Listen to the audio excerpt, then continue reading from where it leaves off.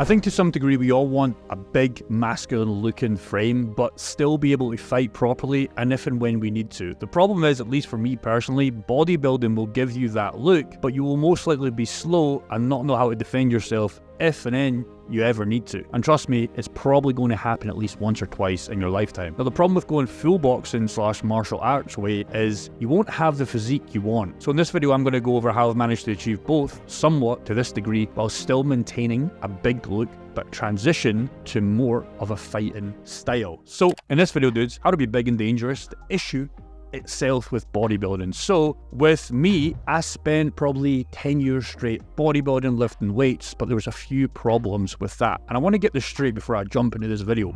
I am not anywhere near a good fighter. A lot of guys out there will pretend they're somewhere and they're not. I am a terrible fighter. I've had about 10 hours now of boxing one-to-one with my coach, right? So I'm nowhere near anywhere good. My feet work's terrible. I'm slow. My punches are weak, but I'm slowly getting out of that shit phase to okay. Now the beauty of this with just 10 hours, right? I'm not saying you need to go and get a one-to-one coach, but ideally it's going to help you so much better. It's going to show you how the feet work should be. It's going to show you how, you should punch, because I would probably waste 50 hours of not knowing what to do rather than just knowing how to do it in 5x less time. But the beauty is this, just with 10 hours, you're already going to be 99.9% better than guys just at this stage, because guys normally they're never going to put any effort on how to fight. Anybody can go and lift weights and that's good, but remember, we want to be big and dangerous. We don't just want to be big because when push comes to shove and you have to go and defend your family, your girlfriend, your mom, your dad, it's going to happen at least one time in your life, bro. Being big is not going to get you there. You need both. But how do we maintain the big look / give us this unique proposition with the fighting side? Now here's the issue with bodybuilding.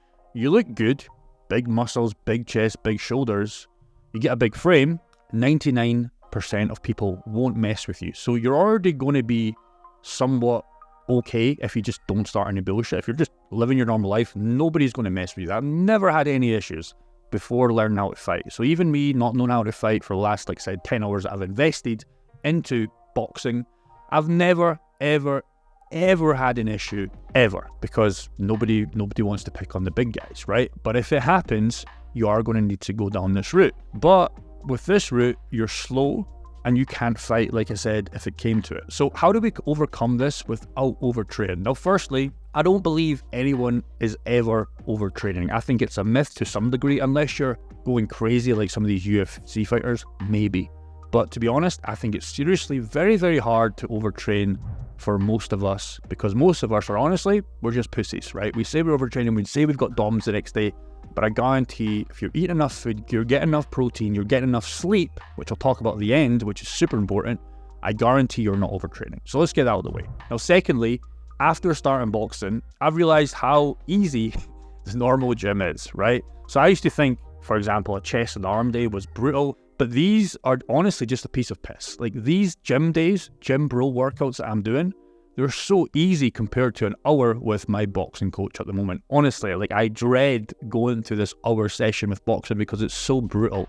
I am so tired after it. The chest arm days, they're so easy. I wish get leg days. Leg days are easy compared to, trust me, they're so easy. You're not going to understand it until you go and invest and actually take it seriously for 1 hour straight. Not 1 hour of fucking around hitting a bag. 1 hour of constant rounds, constant feet work, constant drills. You will realize how easy the gym weightlifting is. Now, you also can't go too hard with boxing because this will make you small and it's going to burn off all your gains in the gym. Yes, it'll burn fat, it'll get you leaner, but after that stage is done, it's going to be tremendously burning your muscle, which is obviously the counterproductive towards this argument. How do you do both, right? Because you can't do both to the top level, but you can have both where you're top level in that 1% bracket. Now here's the happy medium. I like training every day. I like going to the gym every single day, but I'm also on TRT. I also take testosterone. Keep that in mind. I'm very open with you guys. I'm not going to be one of those YouTubers that say, oh, I'm natural. Take testosterone. I'm not on crazy steroid cycles. I take about 250 milligrams of testosterone every single week. This is going to make me recover better than if you're a natural athlete. It's just a fact of the matter. What you can do is scale this down if it's too much. Okay, maybe take a rest day off. That rest day, go to sauna, whatever you want to do, yoga, whatever you want to do. Still train every day, but you might scale back a bodybuilding session if that makes sense. You might only do 1 time per week per boxing. But this is just what I do. I do 5 times a week training, so I'm hitting all the body parts at least once or twice a week, and then 2 times per week boxing. So basic gym stuff, all body parts at least once a week should be hitting. At least once a week. Monday, Wednesday, Friday, Saturday, Sunday. That's how my gym is looking. Boxing is going to be footwork, bags, 5-minute rounds, abs, skipping. Absolutely brutal. And this is Tuesday and Thursday. And at the time of recording, it's Tuesday today, so pray for me, boys. It's going to be brutal. But that's how I structure it, right? So if you want to take a day off, maybe take the Sunday off, get rid of one of the boxing sessions. I would probably get rid of the training sessions, but what I would do is try and squeeze that muscle group into the 4 times a week, if that makes sense. Now again, I still think this is easy to achieve. Of course, get a lot of calories in because you need that. Get the sleep in, that's going to recover you. If you're doing that, there's no such thing as overtraining. If you're not getting enough calories in, you're not getting enough proteins in, you're not having a big feast after this, and you're not sleeping 8 hours a day, yeah, you're overtraining. But again, you can do that just with basic fundamentals. Food, this is going to be hard for you to adjust to, and it's not recommended for everyone. Again, this is just what I do. There's going to be other ways to skin the cat, but a lot of people at these high level kind of things that I'm trying to go to, they're all doing the same thing. You're going to be burning a shitload of calorie, dudes, from boxing if you actually are trying. Remember, the key point there is if you actually are trying. Again, if you don't have a one-to-one coach, that's fine. If you can't afford it, that's fine. But if you're just going in there and just hitting the bag, sitting down for 5 minutes, scrolling on your phone, going on TikTok like a fucking idiot, yeah, you're not going to be actually trying. I'm talking an hour session of pure basic rests, maybe 10 seconds, 20 seconds, getting a drink of water, and then you're back into it. There's no minute rest, it's constant, right? That is what I'm talking about, actually trying. And again, it's just an hour, it's hard, it's brutal, it will be hard to go. Take a little 5-minute rest, sure, get back into it immediately. Don't fuck around on your phone. Your phone should be left in the locker, the phone should not be there. I basically eat just once per day. Bar from the boxing days, I will eat some fruit before the session, banana, maybe a protein bar, etc., because I know it's going to be brutal. The gym days, I'm going to fast, believe it or not, till 6 p.m.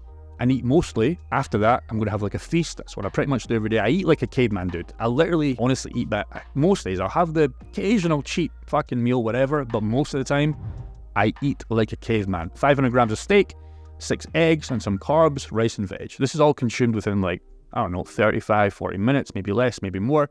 But I'm only eating once a day. This has been the best for me because I like feeling hungry. So like, for example, right now it's 11, I'm starting to get a little bit hungry. It's starting to pee me off a little bit. I do take coffee, so some people say I'll break my fast. Most of the time it is Americano, but sometimes it is cappuccino, so there can be some calories in the milk, etc.